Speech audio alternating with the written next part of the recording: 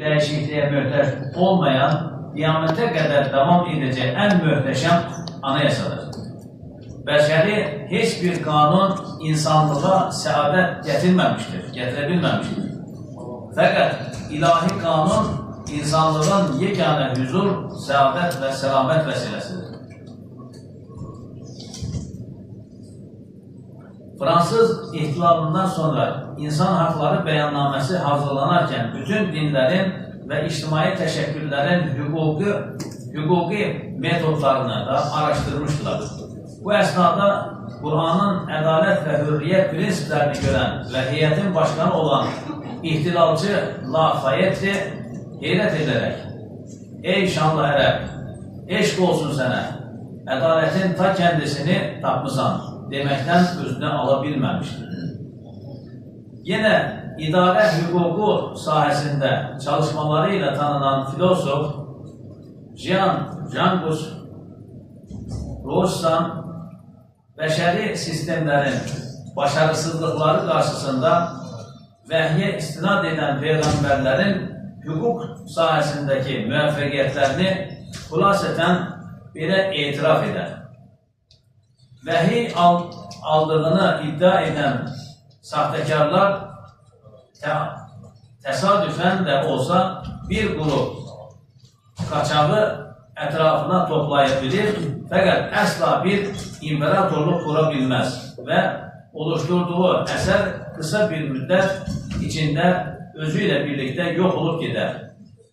Hele varlığını devam ettiren Yahudi şeriatı 10 əsrdən bəri dünyanın yarısını idare eden İsmail'in oğlunun Hazreti Peygamber'i qəsd edib, şeriatı bu kanunları buyurmuş büyük insanları bugün de hele bize göstermektedir.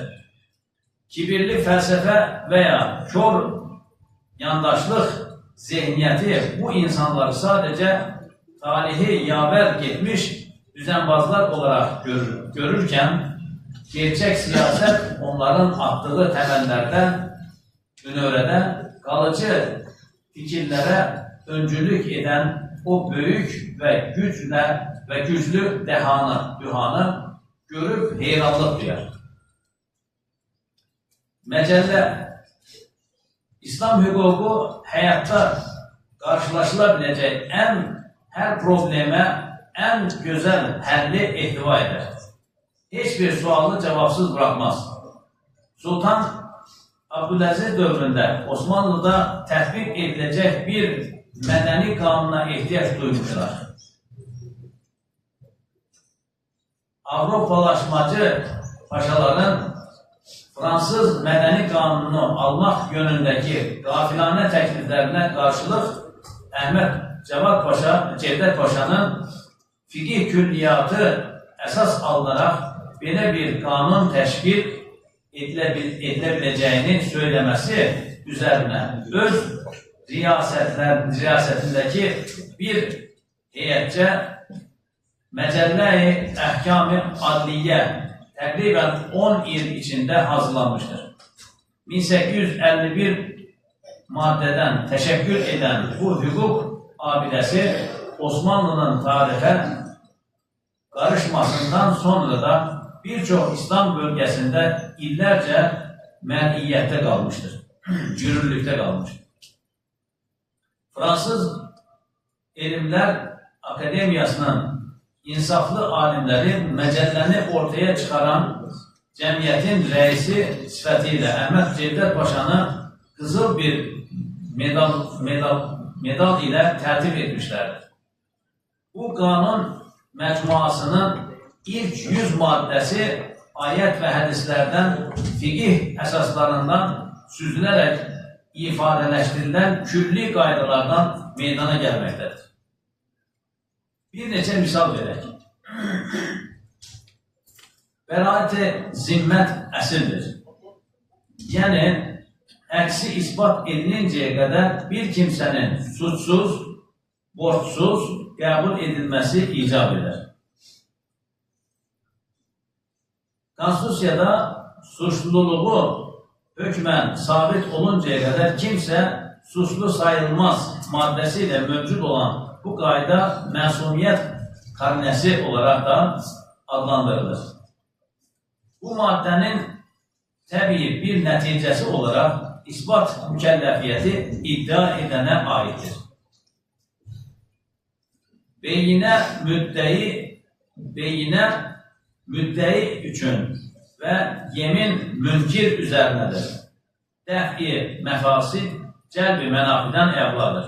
Yəni, fəsad ilə mənfəət, fayda qarşı-qarşıya gəldiyində, yəni fayda gətirəcək bir işi etmək eyni zamanda bir fəsadı da işləməyi gərəkdirirsə, bu fəsadı işləməmək üçün mənfəətin tərk edilməsi daha yaxşıdır.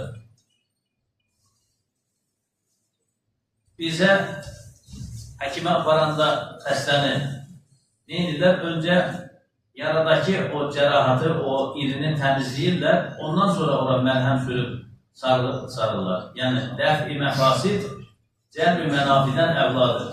Pisliyi ortadan qaldırmaq yaxşılığı eləməkdən öncədir. Yəni. Məsələn, bir kişinin malik olduğu dükkanında dəmirçilik etməsi və ya dükkanını dəmirçiyə kiraya verməsi öz mənfəətinədir. Fəqət bundan qonşuların görəcəyi məqsədəti əngəlləmək, gələcək zərərləri əngəlləmək o kişinin əldə edəcəyi mənfəətin təminindən öndə tutulur. Bu səbəblə sənaye üçün xüsusi məntəqələr, bölgələr təsis edilir. Bu maddə ümumi olaraq da İslamın ruhunu təmsil edir. Məsələn, təsəttür və ixtilat tədbirləri bəzi dünyəvi mənfəətləri əngəlləyə bilir. Fəqət məqsədətin əngəllənməsi çox daha mühümdür. Bəzi mütəfəkkirlər Avropa dünyasının bu prinsipdən uzaq bir şəkildə Qərb dünyasının bu prinsipdən uzaq bir şəkildə pragmatist bir anlayışla mənfəəti öndə tutaraq fərdlərin və cəmiyyətin haqqını tapdaladıqlarını, çevrəni və təbiəti tahrif etdiklərini ifadə etmişlərdir. Digər bir maddə, zararı amı dəf üçün zararı xas ihtiyar olunur.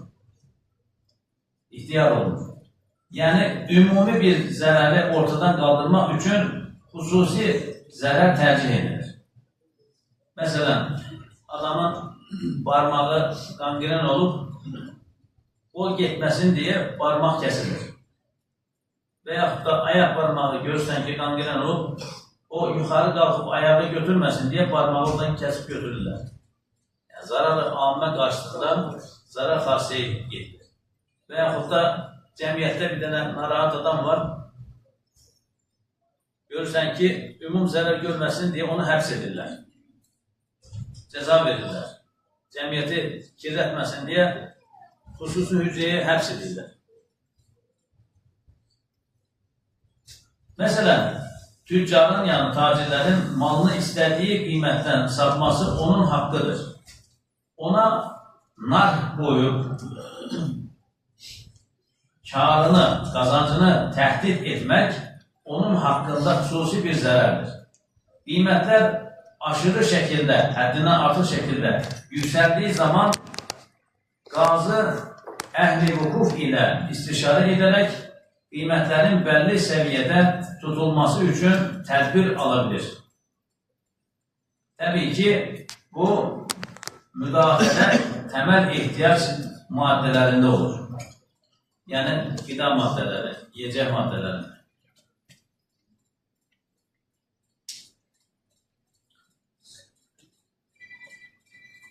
Əhməlü şərəyin ixtiyar olunur.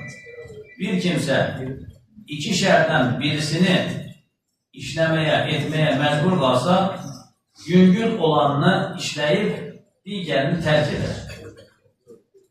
Bir vücud üzvünü kəsmək şərdir.